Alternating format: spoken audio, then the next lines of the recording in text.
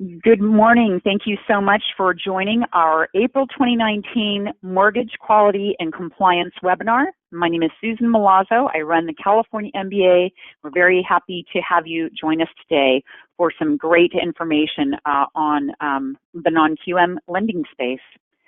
We hold these webinars monthly, so if you have received the invitation from another source and would like to receive notices about our upcoming free webinars in the future, go ahead and send me an email, susan@cmba.com, and I'll be happy to add you to our list, and you can get information about upcoming webinars. Before we get started, I want to make a couple of announcements. We have 2 free networking events coming up for the mortgage industry. The first is coming up just in several days. That's on May 9th at the Ellie Mae offices in Pleasanton. So these are always great after-hour networking events. And so if you're up in the East Bay area, we'd love to see you on May 9th at Ellie Mae. The next one is June 13th in San Diego, and that's going to be held at Jimmy's Cafe. And it's sponsored by Plaza Home Mortgage and the Young Mortgage Professionals Association. Great opportunity to network down in Southern California and also meet the great leaders of the YMPA, wonderful organization. Information for registering for either of those networking events is on our website, cmba.com. I'd like to take a moment and thank our 2019 MQAC sponsor, the Compliance Group, and I'd like to welcome Jim McCracken to give us a little bit of information about the Compliance Group. Jim, I'll turn it over to you. Thank you, Susan, for the opportunity to speak today. So at the Compliance Group, we're uniquely qualified to provide our clients with confidence and surety that their business is well protected. We're widely recognized as the premier nationwide provider of innovative compliance, quality assurance, and quality control solutions. Our team consists of highly knowledgeable, meticulous, thorough, and passionate individuals. We are focused on creating an exceptional experience with every interaction we have with our clients. So call us to talk about how the Compliance Group can be your compliance QA and QC solution provider. Hourly compliance services by retainer, California per diem, anti-money laundering, and servicing QC audits, state audit preparation, and responses are just a few of our areas of expertise. So the compliance choice is a clear choice. If you're planning on attending the Legal Issues Conference in New Orleans in early May, let's set up some time to talk face-to-face. Susan, back to you. Great. Thank you so much. That's right. And also the MBA Legal Issues Conference is coming up in May. Thank you for mentioning that. You can get that information on the MBA's website, which I believe is mba.org. And so I'd like to take us to today's agenda and introduce our chair of our Mortgage Quality and Compliance webinar series, Monica McCarthy with Crosscheck Compliance. Monica, I'll turn it over to you. Thank you so much, Susan, and good morning, everyone. I'm Monica McCarthy. I'm the General Counsel and Managing Director at Crosscheck Compliance, and I'm serving as the committee chair this year, along with my co-chair, Carol Carson from Plaza Home Mortgage. And we are happy to have you join us on our webinar today and ask you, as Susan said, to please sign up if you're not already registered so you get an email of all of our future webinars. We've got a lot of good stuff lined up for you. Next up today, we have an update for you about what is happening with the legislation here in California. I'm going to turn it over to Pat Zenzala, our legislative advocate. Thank you. I'm going to talk about a few bills today, 4 bills specifically, and with a focus on the California Consumer Privacy Act, which passed last year, but there's a high volume, over a dozen bills attempting to clarify the act because it is very complicated and confusing, both from industry and on the privacy proponent side, trying to actually make the act more restrictive. First bill is one that we support, including many other industry trades, but it's very important for our members. AB 25 This bill would narrow the definition of consumer under the Act so that it would not impact employee-employer relationships and provide all of the requirements that are really intended to go after consumer slash customer issues. But today there's a concern that they could impact the employee-employer relationship. So this bill clarifies that would not be the case. Very important, and it passed out of the Assembly Privacy and Consumer Protection Committee this week. Next, I want to focus on AB 199. This is another bill that we support. It would have created the California Online Notary Act, basically allowing for a parallel system to normal kind of brick and mortar, face-to-face notarization. This would allow for notaries to be able to do their work online and remotely. We support this bill. Unfortunately, it was held in the Assembly Judiciary Committee on Tuesday. It largely was held due to concerns from opposition on privacy and liability related issues. There was concern voiced that there's a lot of data being collected in these online notarization transactions, and there's lack of clarity as to how that information would be secured and how it could be utilized on a go-forward basis. There's also liability as far as compliance issues. There were some independent notaries that opposed it, and the Escrow Institute had some concerns. So it was held by the author chose not to move it, and committed to work with the Judiciary Committee chair to see if we could resolve the concerns with the bill this year so that the bill could move next year. So it's not dead. It will be held this year, but it could be revived in 2020. The next bill is AB 873 Irwin. This is another bill to help clarify, another positive bill to help clarify the Privacy Act in California. This bill does deals with somewhat of a technical issue. It revises the definition of de-identified personal information under the Act, so that it would not, so that information, if it does not reasonably identify or is linked directly or indirectly to a consumer, would not be considered to be information covered by the Act. This is an important issue because today the Act would cover any information that could be capable of being associated with an individual. That's a much broader group of information, so this would be a narrowing and be very helpful in that regard. And then the next bill I want to talk about is, and final bill I should say, is SB 482. This is a bill under the California financing law that is really focused on small consumer loans, but unfortunately the definition of loans covered by this bill would have impacted real estate secured loans. And one of the primary problems in the bill, if it impacted real estate loans, would be that it creates a prohibition against making a loan under the California financing law if the debt to income ratio was above 36%. And once again, that would have applied to real estate loans. We had asked for an exemption for real estate loans under the bill. The author was considering that and hopefully would have amended it, but due to the opposition, some of our concerns and others, the bill was held by the author in Senate Judiciary Committee, so it will not be moving this year. So that's a positive result. And I think that's it as far as the bills I was going to cover today. Okay, great. Thank you so much, Pat. And if we can advance up on the slides there, I think next up, great, we are going to have a legal and litigation update by Michael Pfeiffer. Thanks, Monica. Good morning, everybody. As you can see on the slide, the title for my little short presentation today is the top 10 violations and California residential mortgage lending license exams. I got this information. You can go to the next slide, please.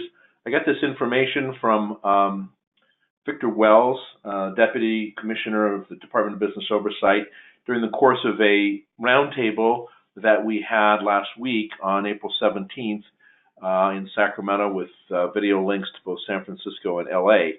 Some of you attended that, and he gave us some interesting statistics. And I just wanted to initially include some contextual information which he provided to note how many licensees are there. These, hopefully I'll be able to give you some insights into enforcement actions and how your examinations can result in enforcement actions. But I wanted to put that into context. So as you can see, in the year 2018, the DBO was counting 428 CRMLA licensees with 5,917 branches and 39,910 mortgage loan originators.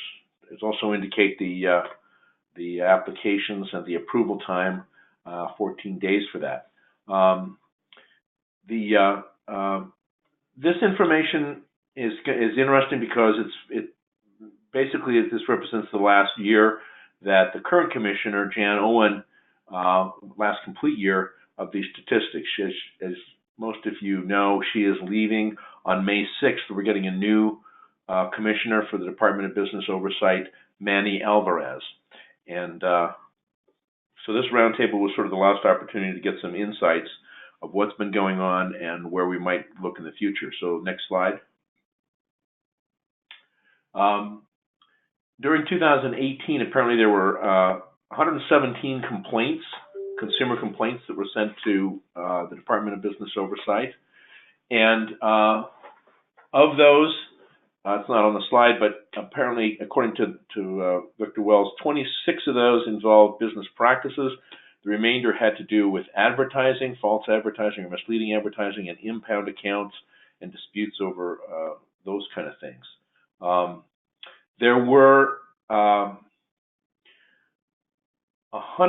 total of 168 examinations that the DBO performed in 2018, and of those, I've got the listed here.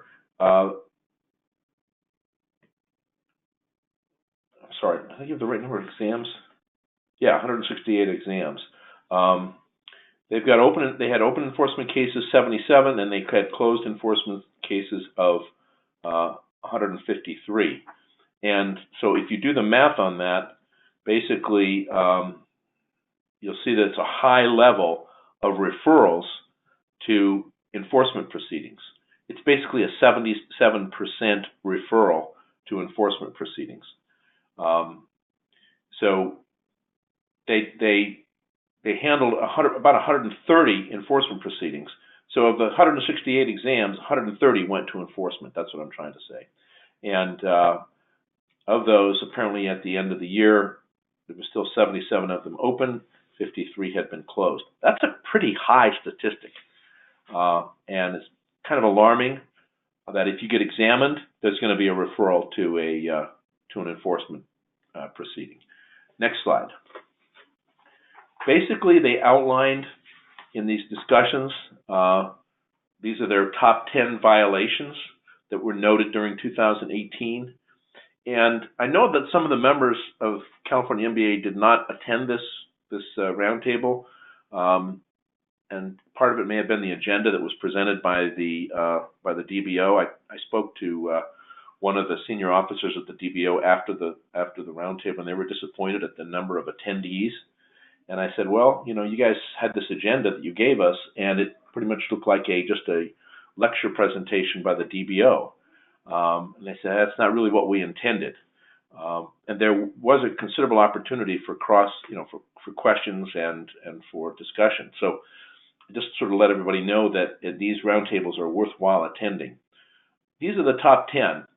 And it's not surprised, I think, to see that the top one is interest overcharges to borrowers, per diem interest, by far and away the largest percentage of the violations that they found.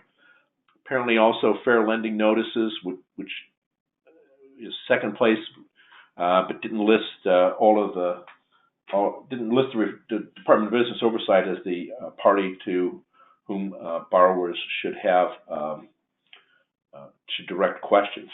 I was looking at my other notes here. Apparently, 58 of the 168 examinations had per diem violations. So that's still a problem. I mean, it's like, we're talking approximately 30% of exams, people still haven't figured out the per diem. And that, again, was by far and away the largest percentage of violations.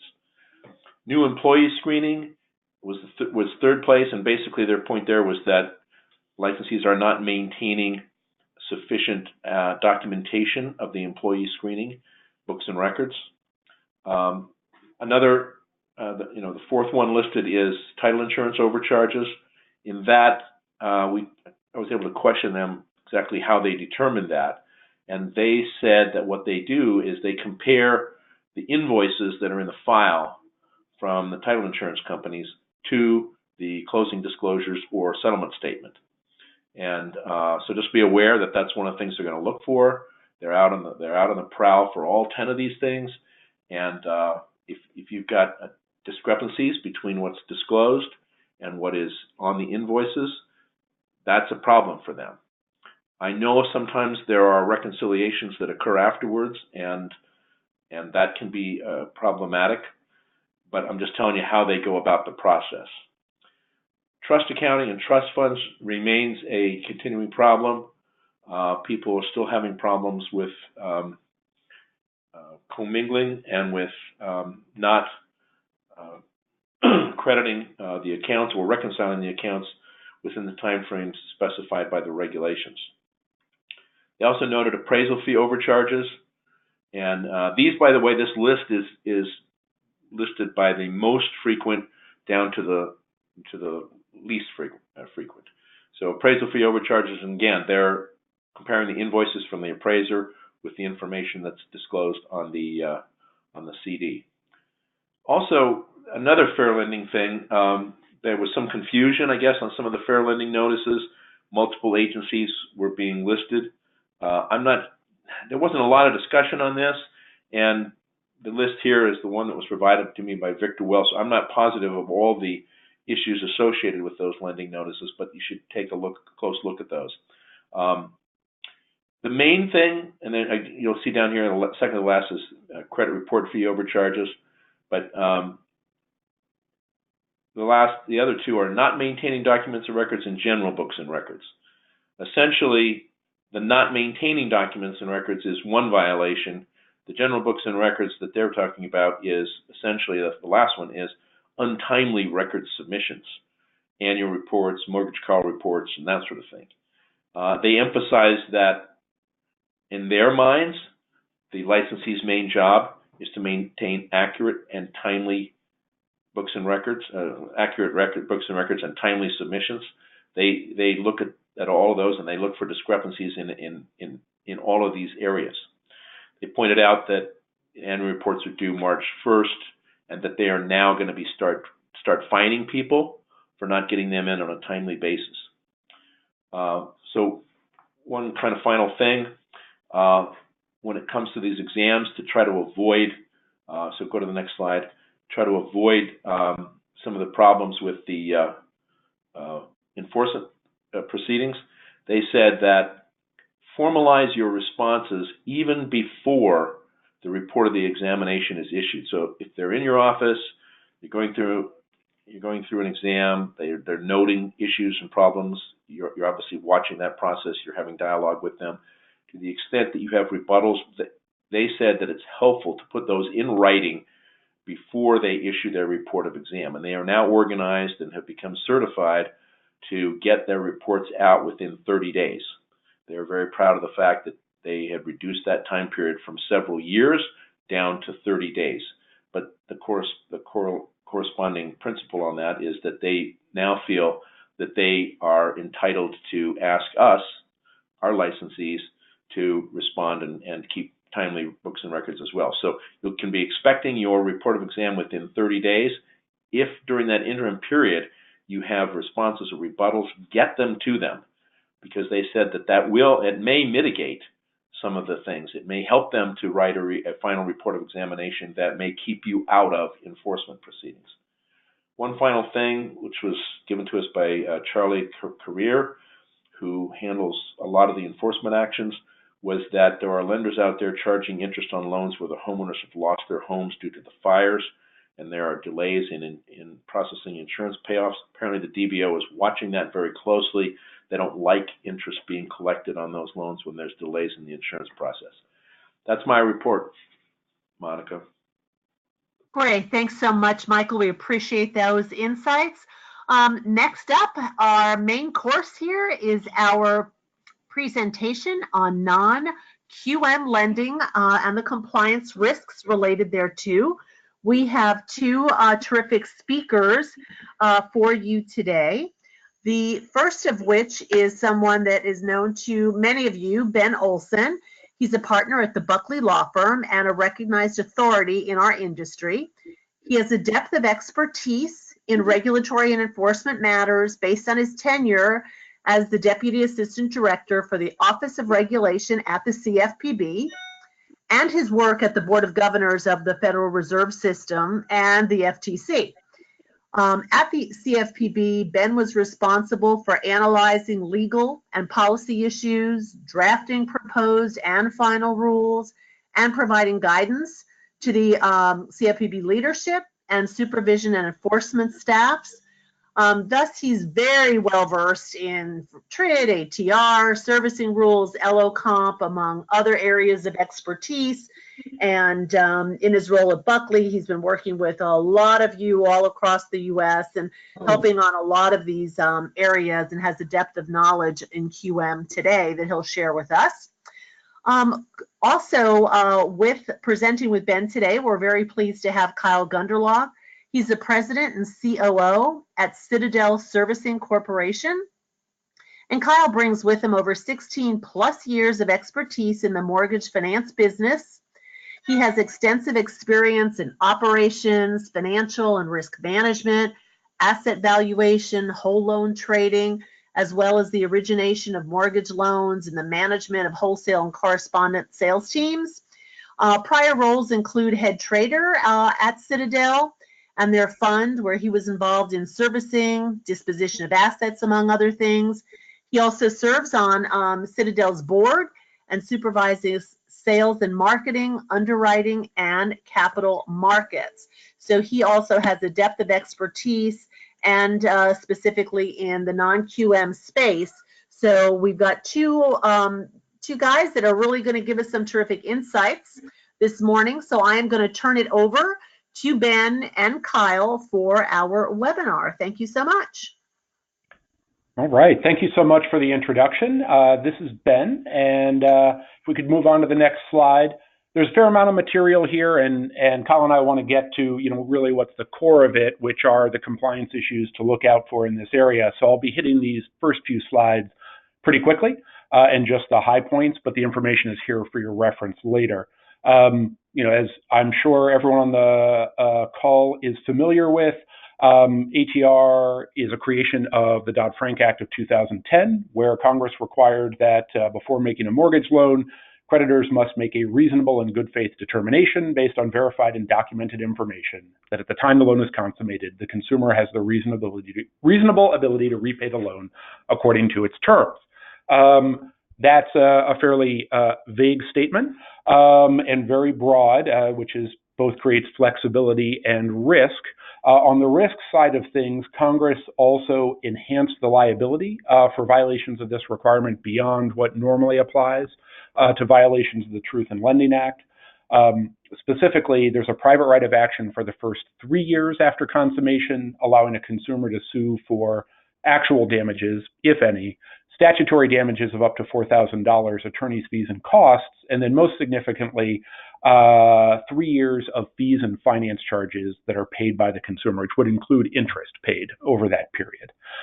In addition to that initial 3-year period where the consumer can affirmatively sue, for the life of the loan, regardless of who owns it, a consumer in foreclosure can, this is sometimes called a defense to foreclosure. It doesn't actually block foreclosure. What it entitles the consumer to, if they establish a violation, is an offset against the amount owed of all the damages we just discussed. So that would include 3 years of fees and finance charges. So if in year 20 of a 30-year loan, the consumer goes into foreclosure, asserts a violation of these requirements, if they were successful, then 3 years of fees and finance charges plus attorney's fees would be knocked off the amount owed in that foreclosure. And that claim can be asserted against the holder or current owner of the loan.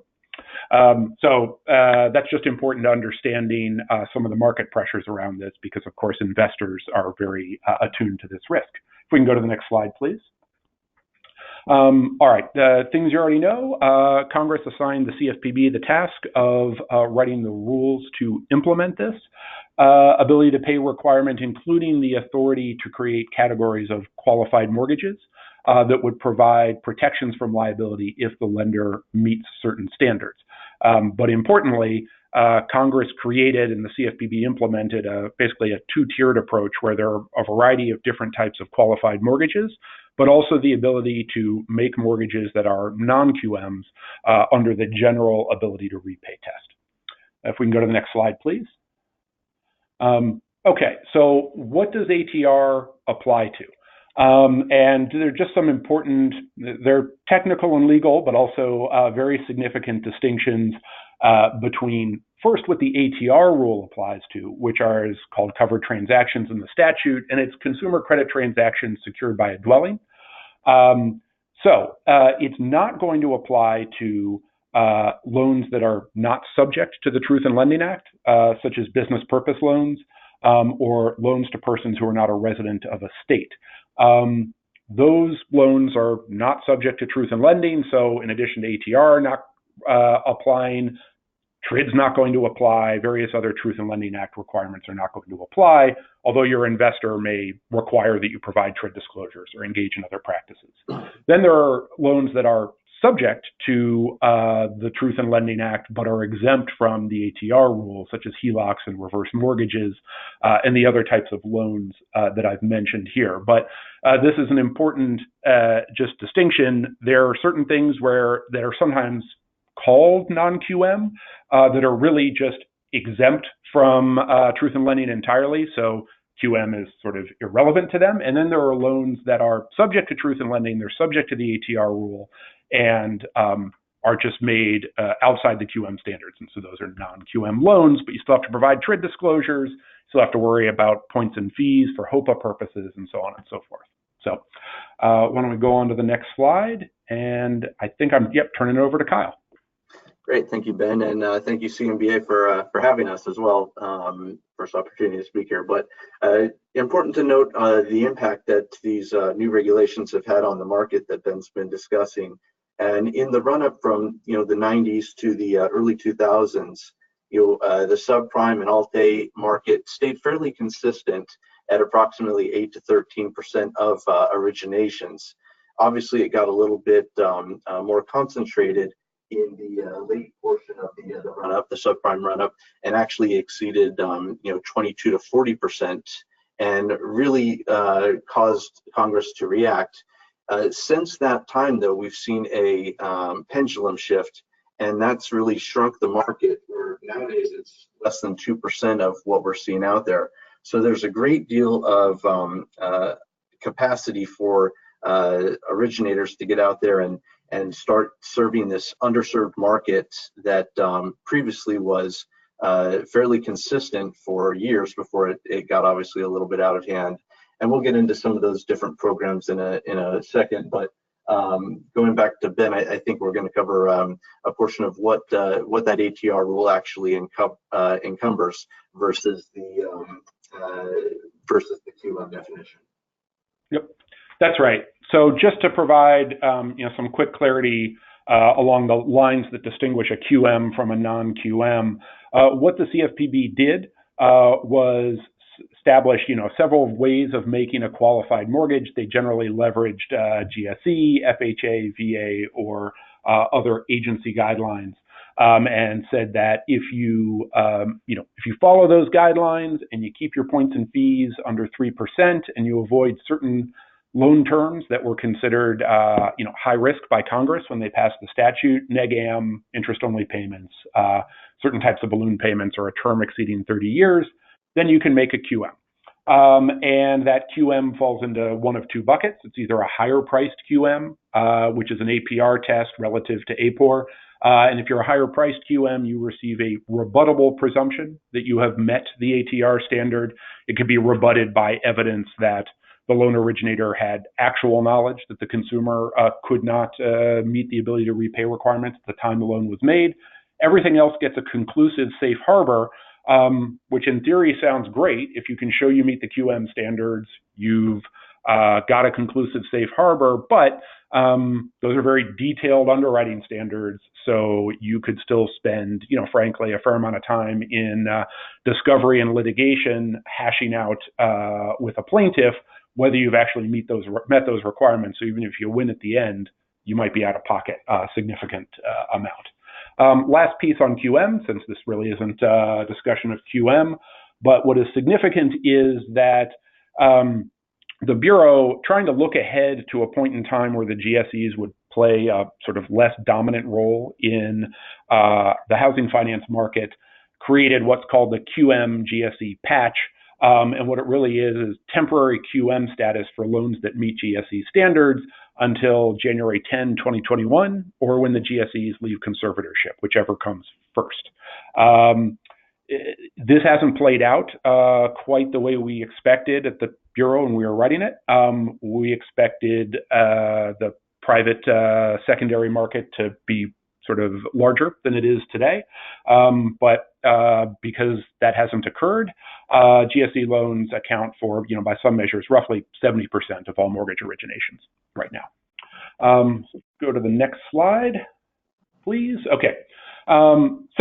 The point being, if you want to make a QM, you're going to have to meet a lot of, very detailed requirements, and those requirements don't work for every borrower who doesn't fit sort of neatly within one of the credit boxes established by the GSEs or an agency. The Bureau wanted to accommodate that by leaving a flexible standard for non-QM mortgage lending. But along with that flexibility came, less guidance about exactly what one needs to do to satisfy these requirements. And that uncertainty has created, some reluctance by some to enter this market, but also opportunities for others to serve this group of borrowers. These are just some quotes where the Bureau, I find, are helpful to point out to people, because there's a perception out there, at least there was when the rule was first passed, that the Bureau really didn't want people making non-QM loans, that it was, a trap. If you made non-QM loans, the Bureau was going to come after you. Not the case. The Bureau actually very badly wanted this part of the market to work. Hence the sort of the quote, the final bullet here is a quote from the Bureau's 5-year look back at this rule, which is a requirement where 5 years after it takes effect, the Bureau goes back and studies the market. And the Bureau sort of laments in there that although the rule was expected to leave room for a robust and sizable non-QM market, by its estimation, non-QMs are only 1 to 3% of all originations. So let's go to the next slide, please. And I think it's back to Kyle. Great. So, the emergence of the non-QM market, I'll say that Citadel's been really crafting this paper since 2011. Bringing it out in a more institutional form since 2013. We're coming up on $4 billion worth of originations here, and to that end, think that the flexibility that we're afforded in specific to the 3 C's of mortgages, whereby you're looking at the capacity, collateral, and credit. You have the ability to expand the box. Customarily, there's been a thought process that, or not really a thought process, but QM primarily focuses on the formerly known as A-grade paper, and it has a strict adherence to such things as that Appendix Q versus the 8-point test, which Ben will introduce in just a moment, certain LTV restrictions, as well as it's focused on higher FICO scores. All that flexibility, and this is not to say that there's not additional non-QM definitions, as been alluded to, program shifts or the introduction of interest only, as it were, or 40, or other types of programs that are out there that would make it a non-QM loan by definition on a technicality.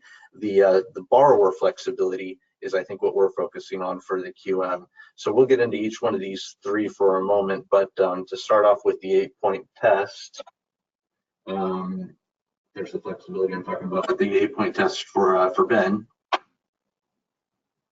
Great, thanks, Kyle. So yeah, just to hit this quickly, the two key requirements for non-QM lending is, one, you must consider, and this is important here, consider the 8 factors listed here.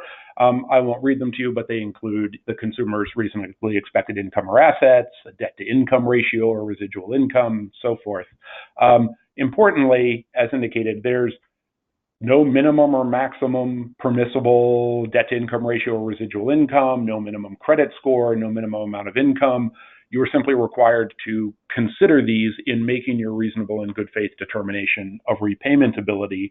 The other key requirement is that your consideration of these 8 factors generally has to be based on reasonably reliable third-party records.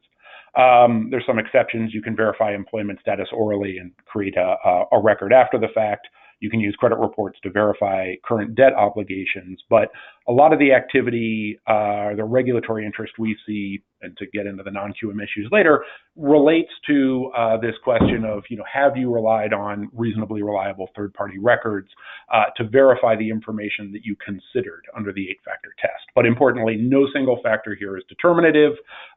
It's just you need to have evidence that you considered these 8 things. So if I start off with Appendix Q versus the 8-point test, and that flexibility that's then afforded for the non-QM programs, first one that we'll focus on is bank statements, and clearly there's thought process where the self-employed may be out there and taking benefit of playing a little bit harder expense ratio with their revenue coming in from their business, which point taking advantage of our tax code. But to those individuals, I quite honestly would think, in my opinion, there's no better value of measuring someone's ability to repay for a self-employed individual than the money that they actually show coming into their account, what they're paying themselves. And if they choose to take opportunities to itemize additional expenses, that's not necessarily what would measure their ability to repay at least their household obligations. That's more of an accounting function. So for self-employed individuals, bank statements as the documentation of income would satisfy the 8-point test, but it's not necessarily something that is under the definition of QM as consistent with Appendix Q. We've seen a variation on that popping up recently, where CPA provides a P&L, which would again show the revenue of the company and calculate in an unconventional manner the money that that borrower is paying themselves. But we also get to have some variations, and there's programs out there like an asset depletion, or one that we've brought out. It's called ATR in full, which is for high net worth individuals who have significant liquidity. I always make the joke when I'm introducing this: if someone wants to borrow $100,000, but they have $1 million sitting liquidity in a checking account, clearly they have the opportunity to pay me off at their discretion whenever they desire. So that's someone that you could take a mix on the Freddie program of asset depletion to a next level, and clearly it makes sense. But the real factor of non-QM programs is that makes sense shift from the very strict guideline requirements of Appendix Q. And the flexibility that's afforded has certainly created a market for us, and a great opportunity to serve a significant portion of non-QM borrowers that otherwise would not be able to get conventional loans. We also have a thought process for someone who is not looking at necessarily to itemize their entire life, but someone who is focusing exclusively on their investment properties as their portfolio. and if they have the capacity to be cash flow positive on that loan, based on the rents coming through, have that capacity to repay in perpetuity going forward. So these different shifts on the at least the capacity to repay via the income is something afforded under the non-QM 8-point test. And I think then we have a couple slides where you can actually validate what I'm saying with some of your own research. Great. All right. So now to get into potential compliance issues in this area, but to start with some good news, which is the Bureau has obviously been examining for some time compliance with the ATR requirements. It's a couple of years old now, but 2 years ago they issued an initial summary of their findings, which were positive, and observed that most entities are complying with the rule. The thing that's helpful here about this statement is the Bureau's recitation of how they evaluate ATR compliance, which is they will review the relevant lending policies. So they'll look through your policies and procedures for underwriting a loan, your guidelines, and then they'll look at a sample of loan files to match things up and make sure you're meeting the relevant ATR standards. So it's just, it's good to know that that's what they're looking for when they're coming in, so you're prepared to provide them with that information. I will say, not on the slide, but it's our understanding from working with clients that the Bureau has now begun a more targeted process of examining non-QM lenders in particular to try and better understand the market. So we may be seeing more out of the Bureau on this in the future, but for now we're going to walk through what we've seen so far. So if we could move on to the next slide, please. Okay, so the specific income, the rule itself says that records used for verifying a consumer's income must be specific to the individual consumer, and that records regarding average incomes in the consumer's geographic area or average wages paid by the consumer's employer are not sufficient to verify the consumer's income. And in October 2016, the Bureau stated in its supervisory highlights, which is a publication where the Bureau talks about its exam findings in a general sense without identifying particular companies, that it had found lenders relying on the borrower's stated income on the application that was then tested for reasonableness using an internet-based tool that aggregates employer data and estimates income based on certain information about the consumer. The Bureau concluded that this practice was not consistent with the ATR rule because the verified income was not specific to the consumer. Now, obviously, we're talking about this in the context of supervisory highlights, which means it didn't turn into a public enforcement action. Instead, the Bureau indicated that it directed the lender to change its underwriting policies. Move on to the next slide, please. Okay, so asset-based lending.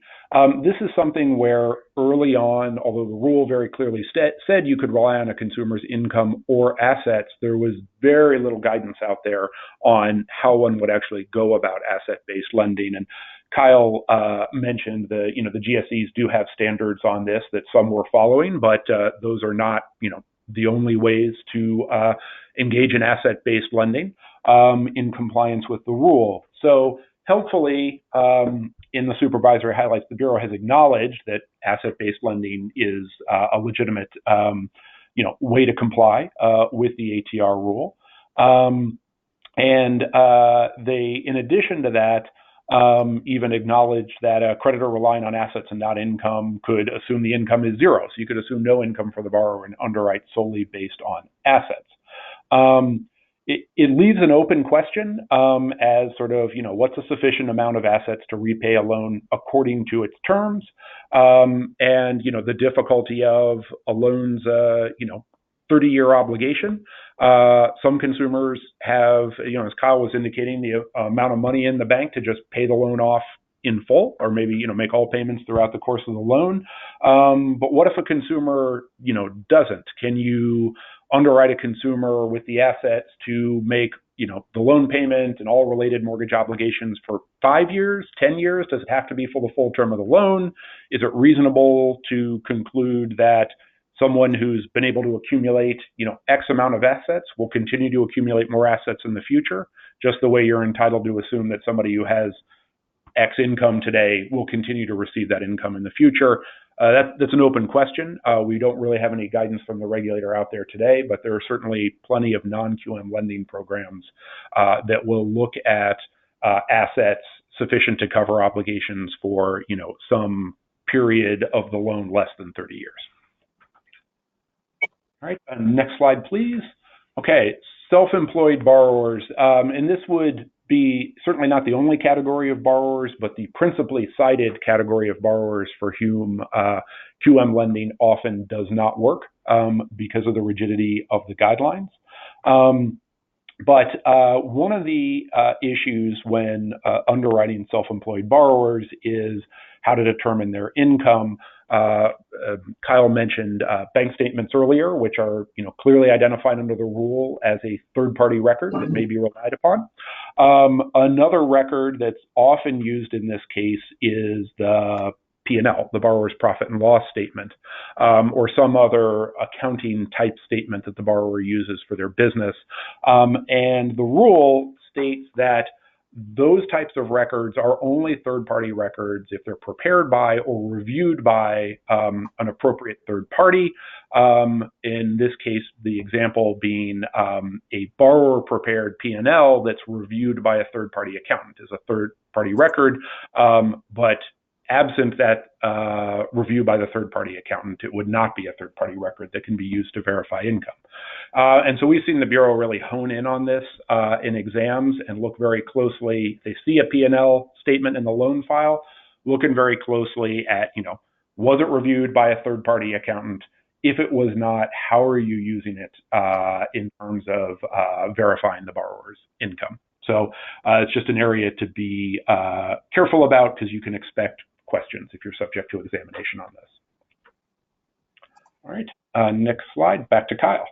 Great, so one of the other of the three C's obviously is collateral and LTV. And I will tell you that there's a consensus that 80% is a great number, and above 80 is somewhat a third rail. But I also think that provides an opportunity for expansion of the market to say first-time home buyers. There's a need for higher LTV in some regards, and to that end, I think if it's done appropriately, prudently, obviously you wouldn't want to layer a 500 FICO, someone who is unable to pay their bills and not have some skin in the game. I think you're just setting yourself up for failure in that program. But Citadel does have a program up to 90%. I see others that have stepped up a little bit further, which may be aggressive. I don't think anyone here wants to see an 80-20 come back with 100% stated loans to 600 borrowers. The default is significant, and therefore I think would comply with the intent of the 8-point test. But nonetheless, there is some additional availability under the non-QM rules to create additional market penetration to consumers. And one of the important things I think to focus on for Ben is the relevance of what that means. Thanks, Kyle. Yeah, so the Bureau has spoken on this, and there were a lot of questions early on about, for all the reasons Kyle just discussed, down payment, the amount of the down payment the consumer brings to the table is, as a practical matter, highly relevant to lenders when extending credit.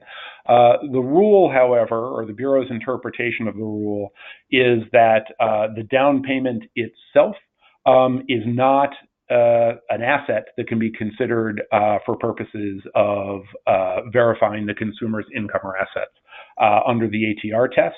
The Bureau views that as inconsistent with the very specific exclusion in the rule that assets excludes the value of the dwelling that secures the property. And also the Bureau's view that because down payment reduces the loan amount, it will be factored in elsewhere in the ATR test, particularly with respect to the payments the consumer is required to make over the life of the loan. So while there are, I think, legitimate debates about whether this is the right outcome, the Bureau has been fairly clear in its view that down payment cannot be used to satisfy the ATR test. So if we look at the final of the C's is the focus on credit scores, not my definition, but a prevailing line in the sand is that a 660 credit score is noted as prime and above, but below that has been somewhat left out of the marketplace. And I think the reason for that is quite candidly, the QM definition has a tight window for the APR for that safe harbor. And as a result, I think most lenders, investors alike, would like to see a little bit of a premium if they're going to focus on someone who is, down to a quote 500 score or lacks that depth. But certainly something that Citadel has expanded into when prudently mixed with an LTV and income documentation. Just as an example, Citadel does serve down to a 500 FICO score borrower or even less in some instances. But at that point, we're also trying to mitigate loss by or mitigate risk by looking at a 65% maximum LTV, as well as not allowing it to mix with some of the more sidestepped or non-QM programs for documenting income, such as bank statements. That would be someone that we're looking to document full doc.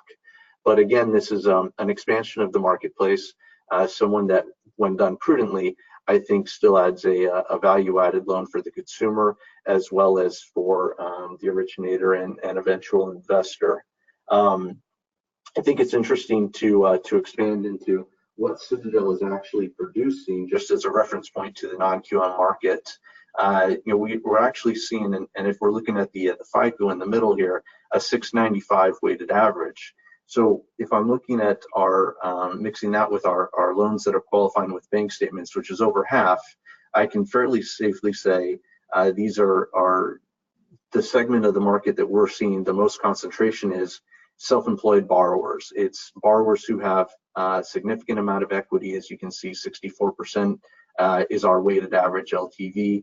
They have predominantly good FICO scores, and they're qualifying with that bank statement program that again is outside of the QM Appendix Q definition. So that consumer base is clearly being left out by the constraints of that Appendix Q. As a result, we're seeing more and more borrowers come in, and as a measure of where the market has grown, I've added in a little bit of keeping in mind that 2019 is annualized based on Q1's securitization. But at the same time, we're seeing that over the last 4 or 5 years, the market has been penetrating and growing as more consumers have realized that this type of paper is out there. And Citadel's seen a consistent growth to this chart amongst other lenders out there. So really interesting time, certainly something that is needed out in the market. And we're obviously seeing as rates have stayed fairly flat, and some lenders not able to maintain their amount of business in the QM market, stepping into it and utilizing such products. If I can jump over to back to you, Ben. All right. So to take us home here and leave a little time for questions, I'll just very briefly touch on, I mentioned earlier the Bureau's 5-year look-back report on this rule. The Bureau's ability to make firm determinations was limited by the data that was available to them. And I think, the difficulty of distinguishing between the effects of a, post-financial crisis market that had, just on its own gotten very conservative, and the effects of the rule once it took effect in January of 2014. But the report as a general matter, while noting some decrease in credit availability for borrowers who were sort of outside the QM space, found it to be somewhat muted, while acknowledging again that their data was limited. So I think the key takeaway from this report is not that the Bureau will necessarily stay away from making changes to the rule in the next couple of years, particularly perhaps to Appendix Q, which has been a headache for folks trying to make non-GSE QM loans. But certainly it's not a report that by itself points to sort of crisis level negative effects of the rule. Although certainly that's subject to disagreement, but that seems to be the Bureau's findings. The one other thing on the next slide that I wanted to touch on before opening things up is since the Dodd-Frank Act was passed in 2010, the question had been, I opened this by discussing the liability associated with violations. What would the litigation picture look like under this rule? And there really had been not any reported litigation until very recently. That could be attributable to any number of reasons, including the fact that housing prices have improved over time, and defaults are down, and most likely a consumer who is going to bring a claim would bring a claim when they're in the foreclosure process.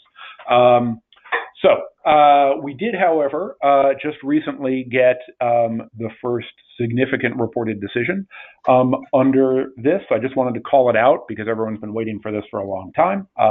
It's Elliott versus First Federal Community Bank of BUCYRUS. I don't know if I'm pronouncing that correctly. It's a town in Ohio. And in this case, the plaintiff, who was a realtor, filed suit in response to the initiation of default proceedings alleging ATR violations, asserted that the lender improperly considered his spousal support payments as well as certain rental income. This was a QM loan under Appendix Q. The court looked at Appendix Q, concluded the bank had complied, and dismissed the ATR claims as well as a related negligence claim. The court particularly noted that the plaintiff, again a realtor, is a repeat player in the field of real estate and mortgages and a consumer of above average sophistication. That's not really under the ATR rule a relevant factor, but the fact that the court in a fairly short opinion chose to point it out, indicates, I think, what we've all suspected, which is courts will sort of care about the sophistication level of the consumer in looking at this. Otherwise, not a lot noteworthy about this decision, other than that it's the first of its kind, and that it delayed foreclosure proceedings here by a little over 2 years, which is obviously very significant to the servicer in terms of lost income and in terms of attorney's fees, notwithstanding the fact that ultimately the consumer did lose the suit. So I will stop there, and I think next up, well, here's a blank slide of, here we go, our contact information that is coming in ever so slowly. Thank you so much for having us, and if there's any time for questions, we're happy to answer them. Great, thank you so much, both Ben and Kyle. Great presentation, a lot of good information. Invite folks to retain that PowerPoint as well. Some good stuff, and you've got contact info for Ben and Kyle as well should you have follow-up questions. Susan, I see we're almost at the top of the hour. Do we want to take any questions? Yeah, we have a couple of questions in the queue. So Ben and Kyle, if you don't mind, I will present these to you, and maybe we can run through these in a couple minutes. First question is, claims, quote, can be asserted against holder or current owner, end quote. Is this the same thing as saying there's an assignee liability if violation apparent on face of document? Great question. So that's referring to what has been the traditional standard for liability under Truth in Lending, which, Truth in Lending was originally a disclosure statute, and the standard for holding an assignee liable was whether the violation was apparent on the face of the disclosure statement. Obviously, you're not going to know from the face of a disclosure statement whether the consumer, could afford to repay the loan. So this is a different standard of assignee liability, and the assignee is held liable regardless of what's on the disclosures if the borrower can prove an ATR violation. Okay, great. Next question, do you have any data on current delinquency ratios and how they compare to QM paper? Kyle, do you have anything on that? Yeah, actually, my head of servicing, Eric Friedman, just actually sent me over a shot of the FHFA book of delinquency for earlier this year, and we've actually tied up pretty close to it. I'll tell you, at the end of March, we were just under 3%, and that's measuring 30 plus. So we've been able to experience and tightly control our servicing book and the delinquencies there. Right. Wow. Well, thank you for that. There was one last inquiry relative to the slide deck. I will just let everyone know that the recording of the webinar will be available on our website under Committees, Mortgage Quality and Compliance, probably by Monday. So you can look, if you had a colleague perhaps that wasn't able to join today, they can certainly download that webinar, the recording, and take a look at that. So that concludes our presentation for today. Ben, Kyle, thank you so much for some great information.